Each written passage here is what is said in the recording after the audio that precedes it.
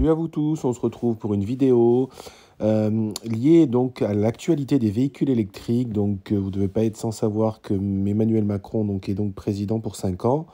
Et effectivement, il a fait une promesse qui va impacter, je pense, beaucoup de ménages.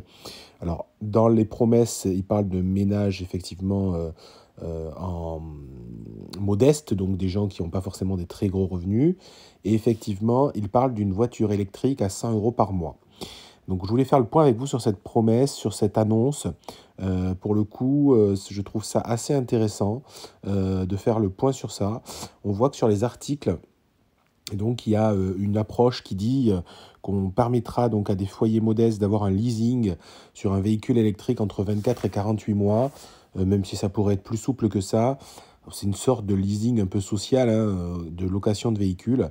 Alors je ne sais pas si par la suite, la question c'est de savoir si ça sera ouvert à tout type de véhicule, si ça sera ouvert uniquement avec des véhicules sélectionnés par l'État, enfin exactement comment ça peut fonctionner.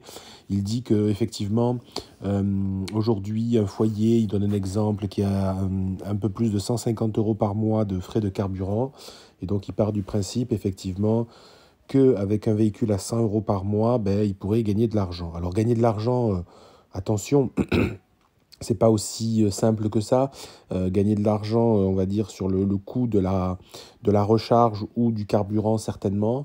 Toutefois, si quelqu'un a 150 euros aujourd'hui de carburant, il va avoir en moyenne 50 euros d'électricité à payer.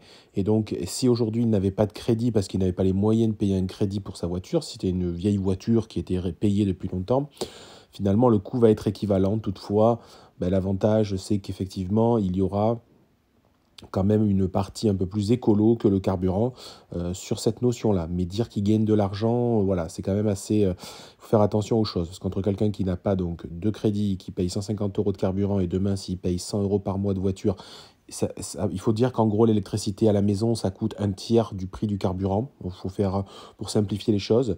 Donc on peut plus difficilement dire que il va vraiment gagner de l'argent. Mais ça serait une autre approche, effectivement, de faire rouler les Français à l'électrique plus simplement. Après, je ne sais pas si ces gens-là, qui aujourd'hui sont propriétaires de leur véhicule depuis longtemps, psychologiquement sont prêts à passer sur une location, car ils peuvent aussi se dire que si un jour, malheureusement, leur situation ne s'améliore pas plus que ça, comment ils feront au bout de 24 ou de 36 ou de 48 mois. C'est bien un véhicule avec option d'achat, mais faudra-t-il encore qu'ils aient capacité de le racheter? Bon, ça c'est juste pour faire des apartés. A priori, ils miseraient aussi sur l'hybride et peut-être aussi sur des véhicules qui consommeraient moins. Bon, pourquoi pas. On a un autre article qui parle de ça sur les numériques, qui reprend aussi l'historique, à quel moment il a parlé de ce leasing.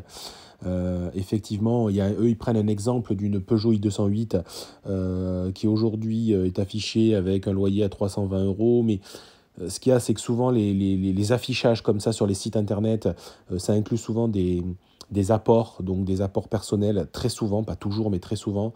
Donc je suppose que dans tous les cas, ce que veut faire Emmanuel Macron, ce ne sera pas des gens qui apporteront de l'argent, parce qu'ils n'en ont certainement pas.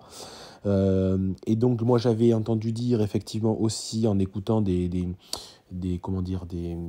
toutes les émissions politiques qu'il y a eu avant les élections, certaines personnes de En Marche dire que ça viendrait en fait se substituer et remplacer la prime, je dirais, que vous avez à l'entrée. C'est-à-dire que si la personne venait à passer par ce système, il n'y aurait peut-être plus la prime à l'entrée, c'est-à-dire des 6 000 euros, imaginons qu'elle soit toujours à 6 000 euros, mais ça serait effectivement ce leasing social qui prendrait un peu plus à charge et pour lisser le coût sur la durée. Donc après, ça c'est pareil, si tout de suite le véhicule coûte 6 000 euros plus cher aussi, ça peut aussi fausser les calculs et les simulateurs qu'il y a déjà sur certains sites. Alors eux, ils reviennent sur la partie dire qu'il n'y a pas assez de bornes, tout ça. Bon, moi, sincèrement, je pense qu'il va y avoir deux visions de la chose. Soit, dans tous les cas, ce sera des petits véhicules, et donc on pourra imaginer que ce ne soit qu'un véhicule d'appoint, un second véhicule qui n'aura jamais vocation à faire des longs trajets. Donc ça peut être une problématique si c'est un véhicule unique qu'il y a dans ce foyer-là, même que ce soit un vieux véhicule en soi, mais bon, demain, faire 300 km ou 500 km avec une Dacia Spring, ça va être compliqué. Donc bon, voilà, il y a tout un tas de questions quand même qui va rester en suspens là-dessus, parce que sur un deuxième véhicule, ça peut être formidable, sincèrement, même si c'est un petit véhicule. Par contre, si ça doit être un premier véhicule, là, c'est un petit peu différent. Donc moi, justement, pour avancer dans ma recherche, je vais vous partager un petit peu mes deux recherches. Donc j'ai regardé deux versions. Je suis resté sur des véhicules, on va dire, basiques. Donc j'ai un second véhicule qui va être comme une Dacia Spring. À tarif équivalent, vous allez trouver des Fiat 500 qui sont à peu près équivalentes à la Dacia Spring. Donc par contre, ce que j'ai fait, c'est que pour le moment, la simulation, on va la regarder sous deux angles. Donc j'ai pris toujours les modèles de base, hein, j'ai pas pris grand-chose, j'ai juste mis 15 000 km par an. Ça, c'est pour comparer. Et je me suis resté à 37 mois. Voilà, j'ai pas fait deux versions, on va dire entre 24 et 48 mois, donc on va faire à 37 mois. S'il n'y a pas du tout d'apport initial, c'est-à-dire que s'il n'y a même pas de bonus écologique à l'entrée de la location, de la LOA ou de la LLD, peu importe, on voit qu'on est sur une échéance. Donc là, on n'a pas rajouté beaucoup. Ouais, c'est-à-dire qu'on n'a pas rajouté les assurances annexes. On a vraiment pris le truc, le minimum. On est à 314 € quand même pour une Dacia Spring sans apport. Si par contre, il y a quand même toujours les 6 000 €, enfin, alors, quoi qu'une Dacia Spring, c'est pas 6 000 € pour le coup, c'est un peu moins. Mais on va dire, vous voyez, même s'il y avait un apport à peu près de 5 000 €, on est effectivement à 173. Donc là, il y a une sacrée différence entre je mets une sorte de bonus écologique toujours à l'entrée ou je n'en mets plus. Donc là, c'est assez important sur Dacia, parce qu'effectivement, si l'État doit venir compléter 73 € par mois, bon, c'est envisageable. Effectivement, sur une Dacia Spring qui coûterait sans apport 314 €, ça fait quand même mettre tous les mois à la poche à l'État plus de 214 €. Donc j'ai un petit tableur après qui va vous expliquer tout ça. Et j'ai regardé sur un véhicule un peu plus logique à mon sens. Ça serait une Mégane E avec une grande batterie, on va dire la 60 kWh. Pourquoi? Parce que ça pourrait être un véhicule principal pour ce cas-là. Et là, pour le coup, je pense que ça pourrait faire réfléchir différentes personnes. Donc, si on est sur 37 mois sans apport du tout, on est quand même à 550 €. Ce qui est extrêmement cher à mes yeux quand je regarde ça. Bon, si on a quand même un bonus à 6 000, on est aujourd'hui, au lieu de 550 € à 391 €, donc on va dire grosso modo à 400 €. Ce qui fait que soit l'État, s'il doit descendre jusqu'à 100 €, ça peut coûter très très cher à l'État. Je vous montre vite fait un tableur.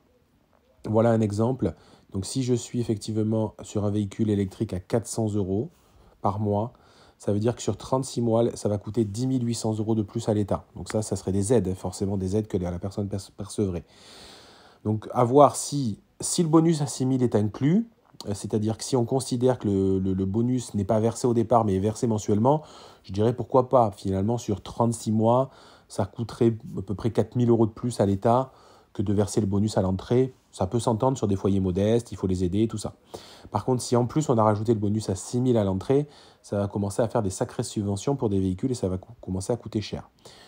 Bon, peut-être que je m'emballe un peu parce que 400 € par mois, ça sera peut-être pas du tout là-dessus que l'État ira, ce sera peut-être sur des seconds véhicules, donc on sera peut-être plutôt sur une Dacia Spring, on va dire aux alentours de 300 €, où là on aurait une aide à 7 200 sur 36 mois, et imaginons qu'il y a eu même l'aide de départ, on a vu que la Dacia Spring était aux alentours de 180 €, ce qui veut dire une aide à 3 000 € sur 3 ans, même auquel on rajouterait les 6 000 dans ces cas-là, ça ferait une aide aux alentours des 10 000 €, une 9-10 000 €. Donc c'est pas complètement irréaliste. Donc on peut envisager peut-être ce type de choses. Bon, maintenant concrètement par rapport à la vidéo, quel véhicule sera concerné, j'ai pas la réponse aujourd'hui forcément. Le but c'était plutôt d'ouvrir la discussion, de suivre cette information-là, de voir comment Emmanuel Macron va pouvoir l'amener. Est-ce qu'il va faire ça rapidement? Est-ce qu'il va faire ça d'ici la fin de l'année 2022? Est-ce que ça sera qu'en 2023? Voilà, quelles vont être les attentes des Français? Est-ce que ça sera un succès ou est-ce que finalement les Français globalement sont pas trop dans l'attente sur ce type de mesures, sur ces véhicules électriques? En tout cas, moi, c'est un sujet qui m'intéresse, c'est un sujet que je vais suivre et je vais continuer à vous partager sur le YouTube et sur Twitter surtout, sur les deux notions dès que j'aurai des infos. Donc, manquez pas de vous abonner, de me suivre sur YouTube, me suivre sur Twitter. Je suis sur Instagram également. Et puis, si vous avez des questions, n'hésitez pas à aller en commentaire sur cette vidéo. Je vous dis à très très bientôt et à bientôt. Ciao.